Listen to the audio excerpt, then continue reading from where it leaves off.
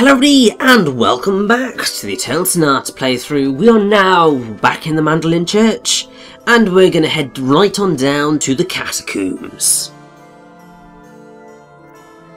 where there are apparently ghosts and demons and all sorts of chaos. If you speak to this lovely priest here, he will heal you up. And yes, here we are, in the Mandolin Church catacombs.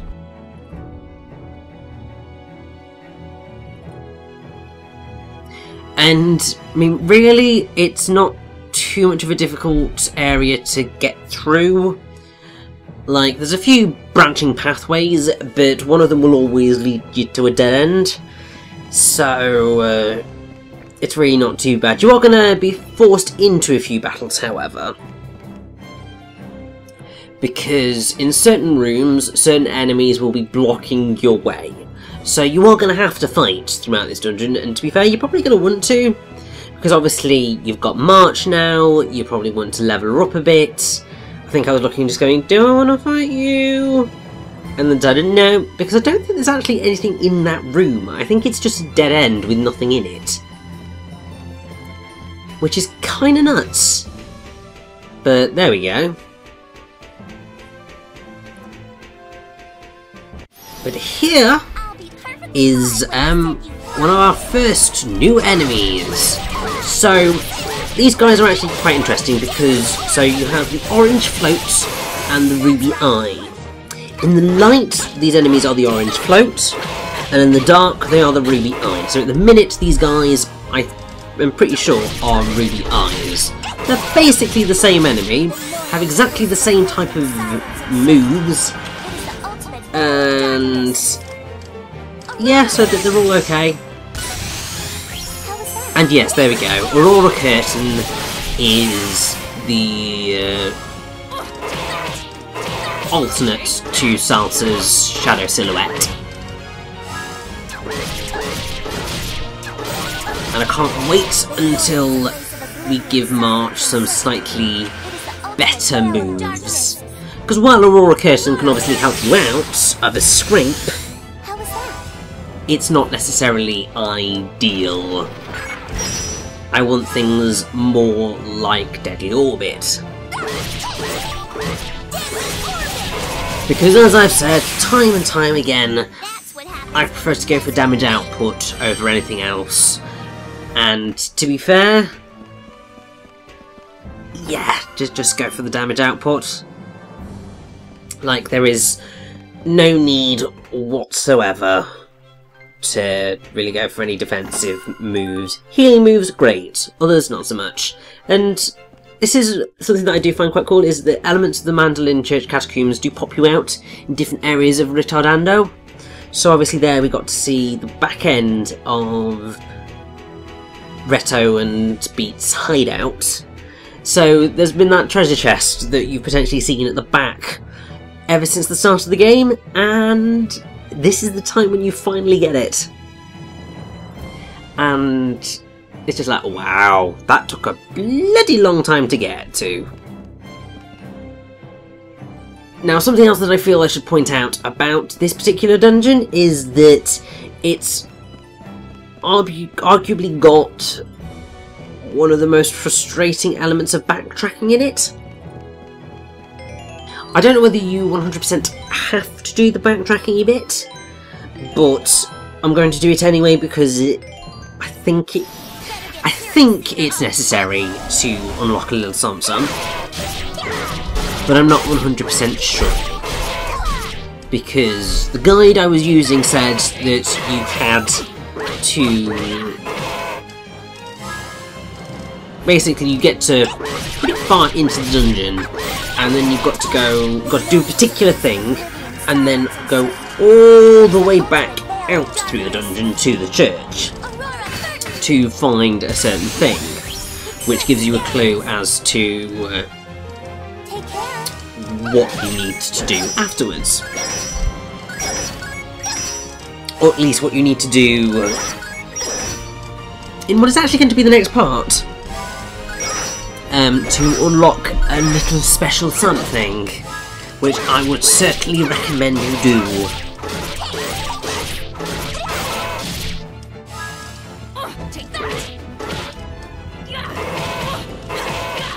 So yes, also because we are leveling up March, we're going to be in this dungeon for quite a while. And yeah, I mean obviously as I've said, much longer dungeons towards the end of this, but still.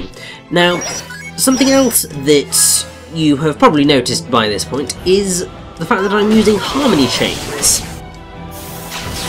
which at present are just kind of slightly helpful in that your character gets to use 2 special attacks. Basically you just kind of use one, and then when it gives you the option to harmony chain, you harmony chain. Easy as that. And it's super helpful because it means that in one turn you can get 2 attacks in, or you can get an attack in and a heal. And it's, yeah, it's super brilliant. And oh god, it's a waltz. We almost killed that girl. We're lucky that Fugue and Tuba were so incompetent at their assignments. Or maybe I should say they performed their jobs perfectly. The Agogos only glowed when they were around that girl. If we're to get a hold of them, we'll need to find some way to lure the girl to us. In any case, it appears she can use magic, which means that she doesn't have very much time left to live.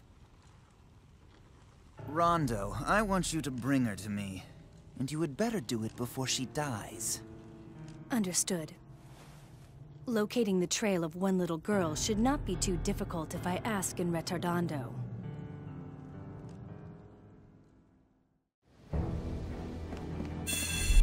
So, now we know that Rondo is coming for us. So, it's a good job that Allegresso did go to find Polka, because otherwise, yeah, she could kind of be a little bit assassinated, you know? And that just wouldn't be good, because, you know, I quite like Polka. She's adorable, and she's kind-hearted, and you always want kind-hearted characters to do well in life. And you know how I said about March having a move very much like Sansa's Deadly Orbit? Well, we're about to see that very shortly, because March's equivalent is Supernova. Although, hopefully, you know, she doesn't die before I get to pull that off, because that would be bad. That would be very bad. And part of me feels, use the heal arrow, you can always go back to Supernova Ring, but no, I'm getting that Supernova.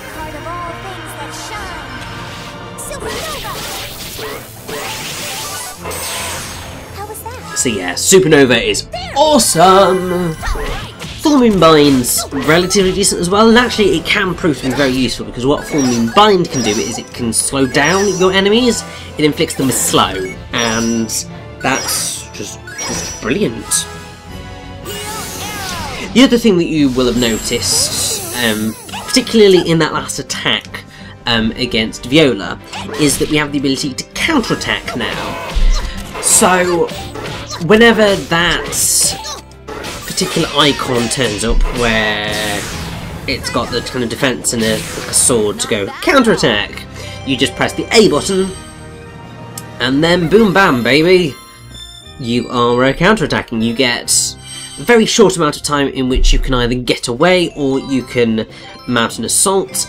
At present you can only use just regular attacks, which is kind of annoying. Like, really kind of very annoying, but these things happen. Well, are you ready or what? Let's get And started. now we're getting to meet a new enemy. This right here is, I think, a Vij, I'm all right, bullseye. which is a really stupid name if you ask me. What slightly sucks is that in the PS3 version the amount of experience points granted for defeating the Vij was very slightly decreased. So it went from 1200 to 1190. So it's not horrendously lower, but it is pretty low, all things considered. Now, the only thing that I can find relating to a thing called Liege is Visp, or in French, Viège, which is the capital of the district of Visp in the canton of Valais in Switzerland. So it's a location. And I mean, no, I'm not able to find out anything else about it, which it sucks, because like sometimes you just want to know what certain names mean, as you probably tell by me, because that's pretty much part of my whole shebang is etymology. But before I get off the point, this particular bit of the Mandolin Church Catacombs is incredibly important, because you may notice a whole bunch of pillars. What you need to do, what I was really stupid in, you'll see what's going to occur, you need to examine every single one of the pillars, and then go all the way out to the church, and go to a very specific point, and that will allow you to find something which will then unlock the thing that I'm talking about. I was a bit of a div, because so I was following the guide, and I thought, oh, it's all fine, but yeah, I got right to the end, beat the boss, finished it, looked back at the guide and just thought, oh.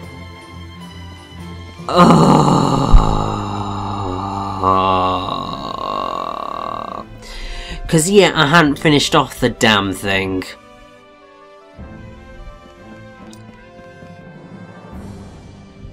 So, I don't know whether it is just you have to look at every single one of the pillars, or whether it's that you need to go back to get this thing, to unlock the thing. But in my head I was just like, oh, for the love of God. So yeah, I ended up having to come back in to the dungeon by reloading a save, go all the way back to collect the thing, which you will see, and then go all the way back and beat the boss again, and it was just like, for God's sake.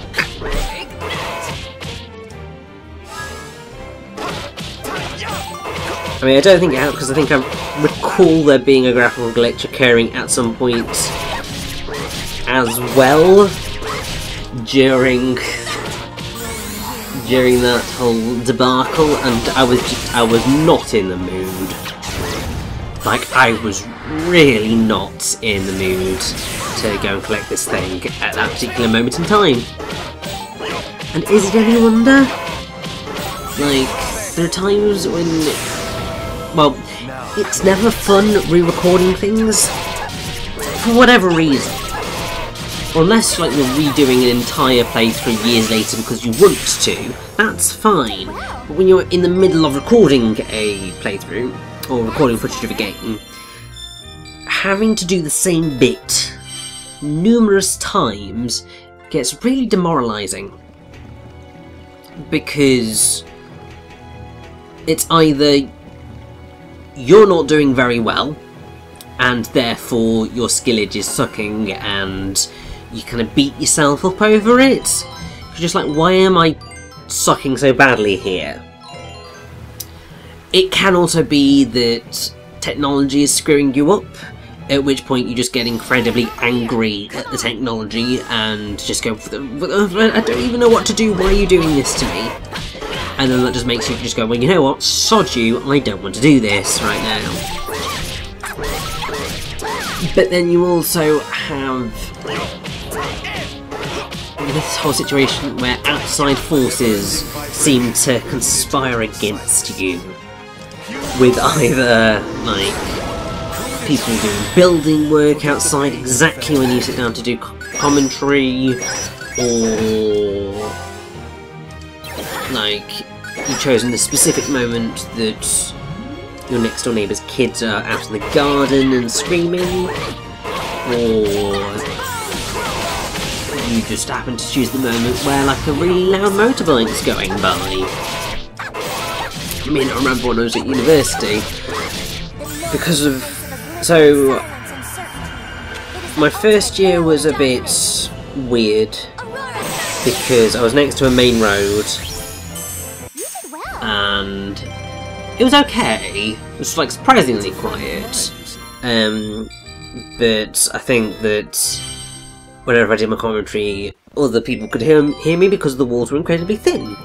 Nobody actually told me this, which I was always slightly mortified about, but there we go. Then, in my second year, we moved into a house, which was still part of the halls, because that's just what Cambridge is like. And it was super quiet there, because I ended up with a room at the back of the house. That was bliss, being at the back, because it was just so quiet. Like, the only time that there was ever noise was if anybody was having a party, which, to be fair, wasn't that regular, or if people were coming home a little bit worse for wear and were quite loud. But because of when I was doing my commentaries, that didn't tend to be that much of a problem. When I moved into my third year, I was all the way up at the top of this building. And it was out of choice because they were nice rooms. And it was like, hell yeah, we're going for them. And it was great, because I had a mezzanine and everything. And the one problem that occurred was that my windows in particular were pretty poorly insulated, because they were just metal, and I'm pretty sure there were gaps in them, so like, the cold got in, as did the noise. And something that you probably don't necessarily always realise, that when you've got a road with buildings on either side, the noise, what it tends to do is it sort of amplifies up into the air. So because I was higher up, I got quite a lot of the volume from the road. You probably could hear it throughout most of that year, so that would have been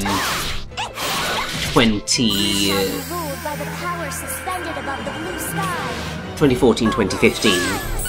So any of my commentaries from around that period, you can probably hear cars on the road. Obviously I did my best to like noise removal and all that jazz. But yeah, it was a pretty interesting time. Being back home now though, I am just very happy that for the most part, everything's quite quiet. I mean, I'd say that my so one of the things is that I moved bedrooms because for many years I was in the little bedroom at the front, and that's just because that was life. My sister was born first, and therefore she got the bigger bedroom, and also she was a girl, so she got the one with the dressing table in it. It makes sense. But when she went off to uni, I never moved in because she was obviously always going to come back for holidays sometimes, and we weren't sure what was going to happen after she finished uni and all that jazz, so I just never moved in. And then she did eventually move home, and yeah, so I just stayed in mine. That was fine, and also because pretty much when she came back, I went off to uni, so that worked out okay. But then there was a period after I finished uni where she was at home, and so that was that. But then she moved in with a boyfriend, and that's become pretty permanent. And so it's just like, well, I've got too much stuff for that pokey bedroom now, because, you know, I'm like an adult. I know, like, sometimes you might watch these things and listen to me and go, what the hell, he's an adult? But yes, I am. I don't think even people, when I go out, believe me, because, like, generally constantly get ID'd. There have been occasions where I haven't, and that's been a moment of pride on my part. It's just like, I look like I'm at least 18. That's a joy. But yeah, it was just like, I want a bit more space, because I feel quite cramped in here. And so yeah, so we redecorated, and I'm now in my lovely new space. Obviously it has its own quirks, because I was used to that small room, and so it had a set of acoustics that I really liked, because it was ever so slightly less echoey. Of course, it wasn't this bigger room, and it had basically what you'd expect to occur in a studio-y setting, because you would, like, obviously there are a surprising number of people who like record their voice work for videos in like a closet, like they stick something over the top of their head and the microphone just to try and make sure that all the noise goes into the microphone and doesn't disperse. I'm not quite that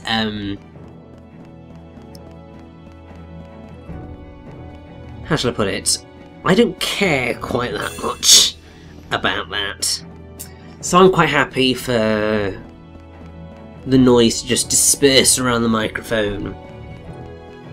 It's slightly laziness, but also it is just practicality.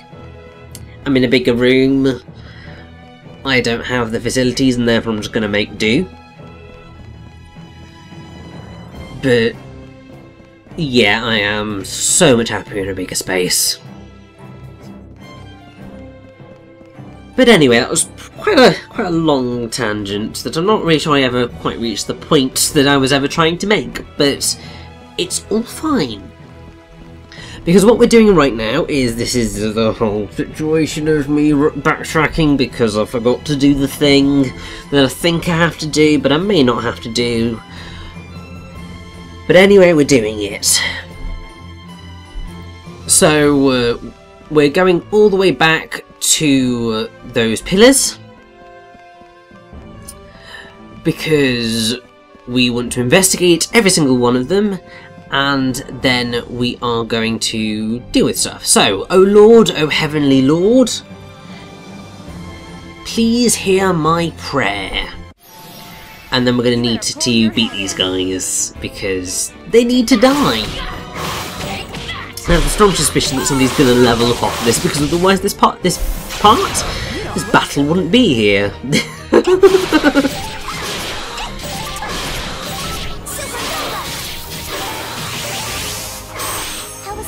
I have to say, there will come a point, probably in the optional dungeon, where rather than showing every battle with a level up, because level ups happen surprisingly regularly at that point, what I'll probably end up doing is just cutting to the level up screen, because just to show you who's leveling up at what time, and making it so that I'm not talking over like ridiculously long 3-hour parts. Though there's going to be some corkers in there, but obviously I am yes, so anyway, O Lord, O Heavenly Lord, please hear my prayer. as I kneel before thee, please hear my prayer. In answer to my prayer, please banish the blue light. Now, the reason that is meant to signify anything is if you return to the Mandolin Church, you will see a whole bunch of blue lights. One of the pews, i.e. the seats, doesn't actually have the blue light on. So your signal is to search that particular set of pews, and you will find a little hidden secret. And this is the bit that I forgot to do, because obviously I investigated all of the pillars, but I didn't go back and get this bit. It's just really annoying. But there we go. The lamp isn't lit. So, if you explore the pews, just run along into the middle somewhere. There we go. Something stuck on the back of the pew. Tell my wine buddies her skin is so smooth it makes me jealous.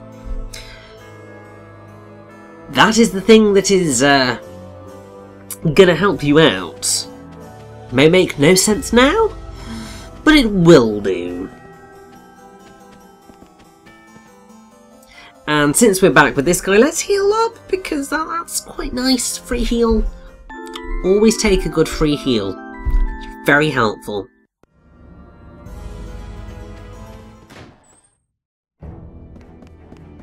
But now we are very quickly coming up to the end of the dungeon, because literally where we saved and then returned was all the way back at the end of the dungeon, which is really frustrating, but that's life. Nice to meet you.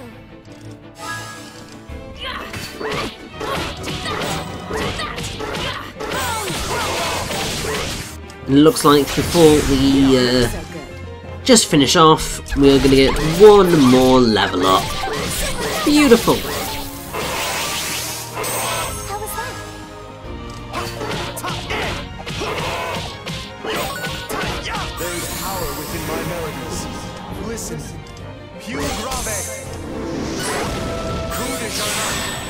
Forget the pain you felt in the dream.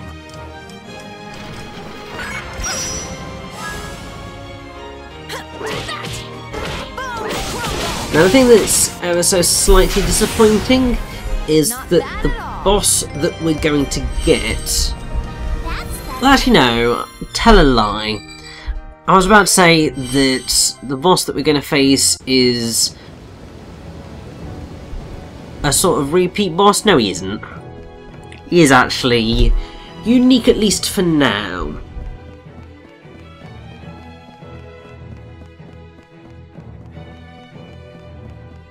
But it's quite a fun design for a boss, so I'm totally down with it.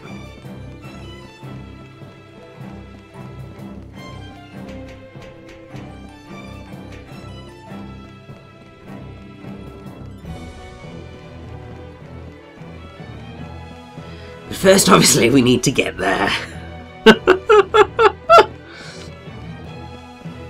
This is the curse of backtracking.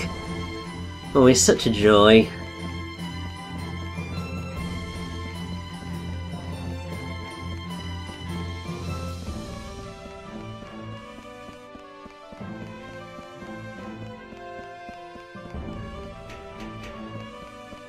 And here we go. This is it. I'm probably going to have to beat up this Vij. He's probably going to get me in the back before I'm able to get away from him, but it's okay. Yeah, I thought that was going to happen. But here we go. We're down in the depths of the catacombs, and here's our ghosty. There it is. It looks like that's our ghost.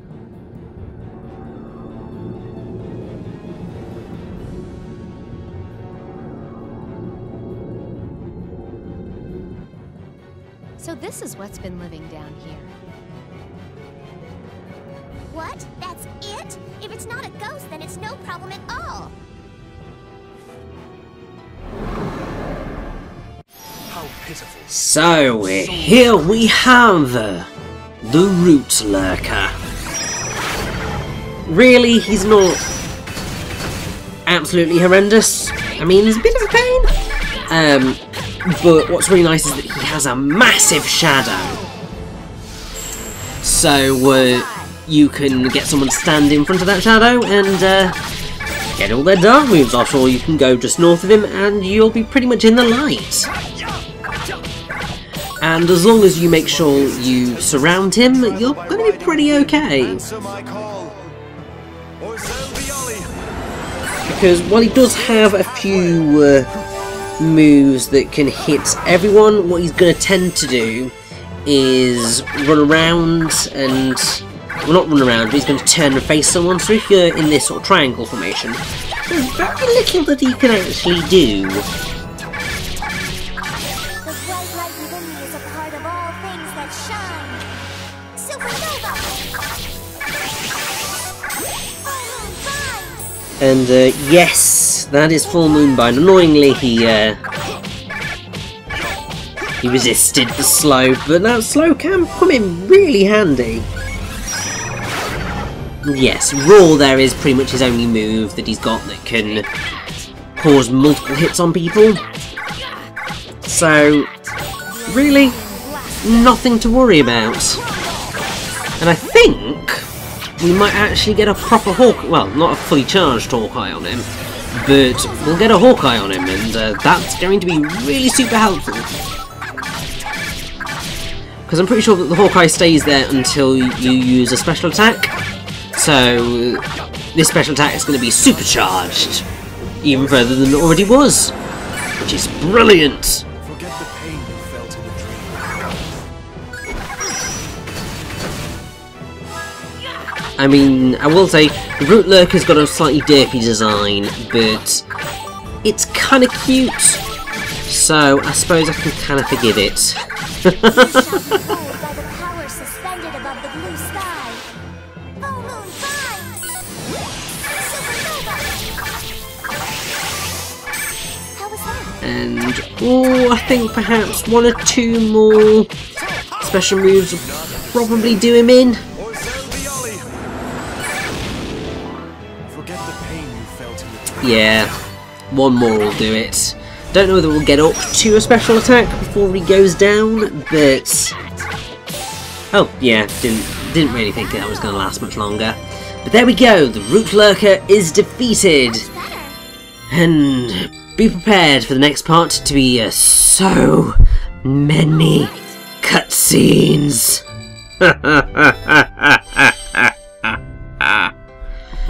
Oh boy, you ain't seen nothing yet.